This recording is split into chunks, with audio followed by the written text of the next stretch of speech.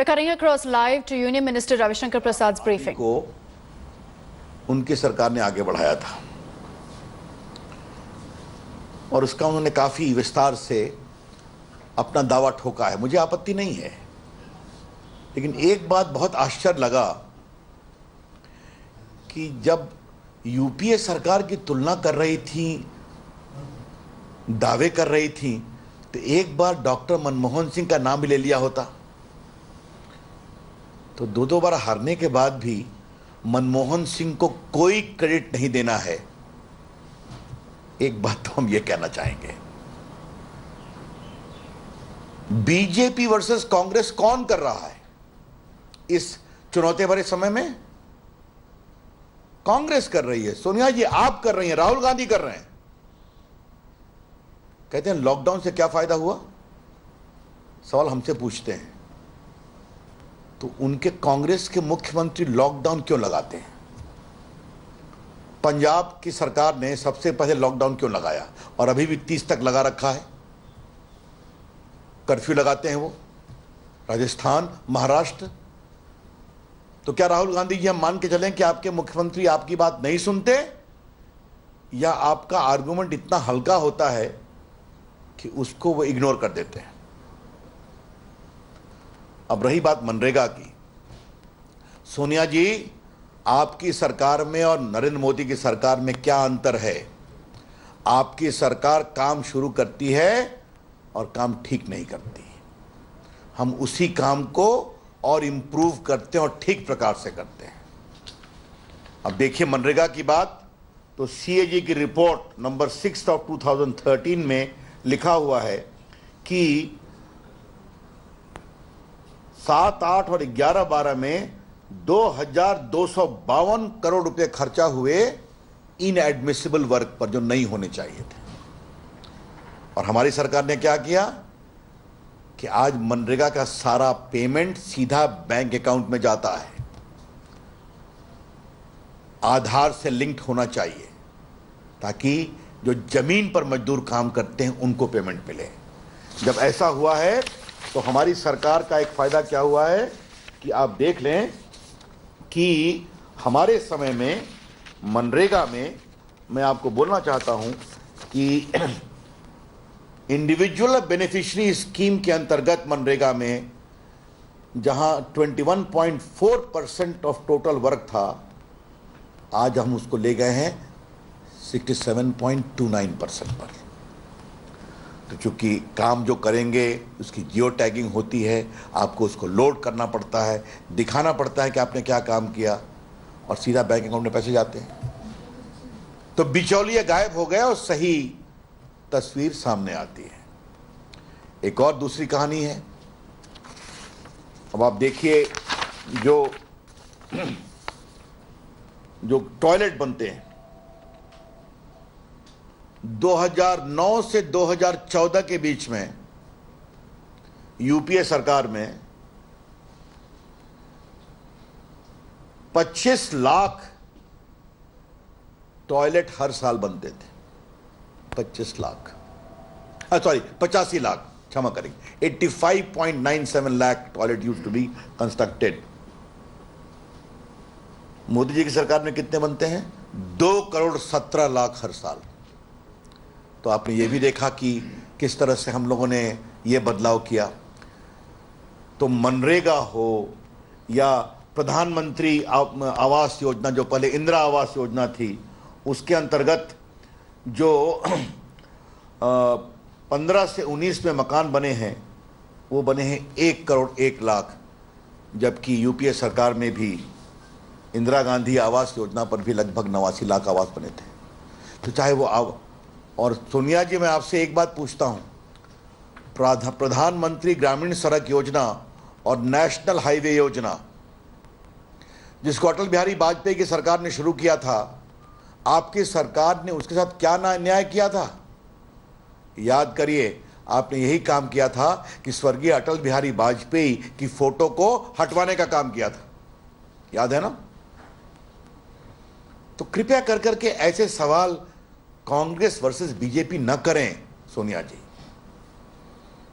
आधार आपकी सरकार ने शुरू किया, अच्छी बात है, लेकिन आपका आधार निराधार था, कोई कानून नहीं था उस आधार का।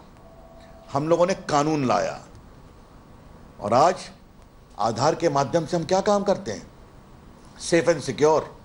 आधार के माध्यम से हमने 126 करोड़ आधार, 121 करोड़ मोबाइल फोन और 37 करोड़ जनधन अकाउंट को जैम ट्रिनिटी को जोड़ा और गरीबों के तमाम कल्याणकारी योजना उनके बैंक अकाउंट में भेजना शुरू किया। पिछले 5.5 सालों में हम लोगों ने 11 लाख करोड़ रुपए भेजे हैं बैंक अकाउंट में गरीबों के, और कितने बचाए हैं, 1,71,000 करोड़ जो बिचौलिए खा जाया करते थे। Sonia ji, this is the change Narendra Modi government has brought in the country.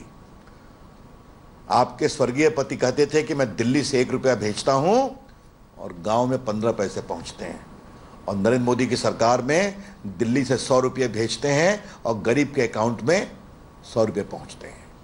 यही है डिजिटल इंडिया। अब बिचौलियों का राज समाप्त है, तो मुझे पता है कि बिचौलिए जब समाप्त होते हैं तो कांग्रेस के लोगों को परेशानी होती है, लेकिन अब बिचौलियों की हम नहीं चलने देंगे। यह बताइए, आरोग्य सेतु पर कौन बीजेपी वर्सेस कांग्रेस कर रहा है सोनिया जी? आज आरोग्य सेतु को 11 करोड़ लोगों ने देश में डाउनलोड किया है। यह आपको सावधान करता है, अगर आप किसी कोविड के संक्रमित व्यक्ति के संपर्क में आते हैं, आप दूर रहिए। अगर आपका ग्रीन है, आप स्वस्थ हैं। अगर आपका येलो हुआ तो मतलब आप आइसोलेशन में जाइए। अगर आपका भी रेड हो गया मतलब आप अपनी इलाज कराइए। और फिर हम ट्रेस करते हैं उसके माध्यम से उसके गांव के लोगों को और बाकी लोगों को हम सावधान करें, तो ये तो बहुत ही सुरक्षित है। और 180 दिन के बाद डाटा नहीं रहेगा। तो आपकी सरकार प्रदेशों में ऐप यूज करे तो ठीक है, लेकिन नरेंद्र मोदी की सरकार अगर आरोग्य सेतु करे तो वो गलत है। तो बीजेपी वर्सेस कांग्रेस कौन करता है सोनिया जी? मैं आपसे आग्रह करूंगा, कृपया कर करके आज देश को एक स्वर में बोलने की जरूरत है। Please stop writing BJP versus Congress. It is high time Congress should join in the national effort to work together. जैसे प्रधानमंत्री जी सारे आपकी सरकार के मुख्यमंत्रियों के साथ भी काम करते हैं और करेंगे। यही देश का संकल्प होना चाहिए। हां, हम बीजेपी और कांग्रेस से भागते नहीं है सोनिया जी। चुनाव आने दीजिए, हम बीजेपी वर्सेस कांग्रेस ईमानदारी से करेंगे और 2 लोकसभा चुनाव में आपको ईमानदारी से और प्रभावी रूप से हराया है और आगे फिर हराएंगे। तो we don't run away from BJP versus Congress. Let the election come, but the present moment is not the time for that. That's all I have to say. Sir, Rahul Gandhi has repeatedly raised the question on the Indo-China standoff. रुको एक minute, और कोई सवाल इस पर? चीन के बारे में देखिए, मैं राहुल गांधी के बारे में एक ही बात कहना चाहता हूं कि राहुल गांधी देश की अर्थनीति को कितना समझते हैं और देश की सामरिक नीति को कितना समझते हैं, इस पर कभी बहस होनी चाहिए। और ये बात मैं बहुत जिम्मेदारी के साथ कहना चाहता हूं। What is the extent of Rahul Gandhi's understanding of India's strategic interest, and what is his understanding of India's economic challenges is a larger issue on which we can have a debate, particularly how the Congress government has dealt with these issues. Rahul Gandhi को इतनी तो समझदारी होनी चाहिए कि चीन के साथ सामरिक संबंधों पर ट्विटर से सवाल नहीं पूछा करते।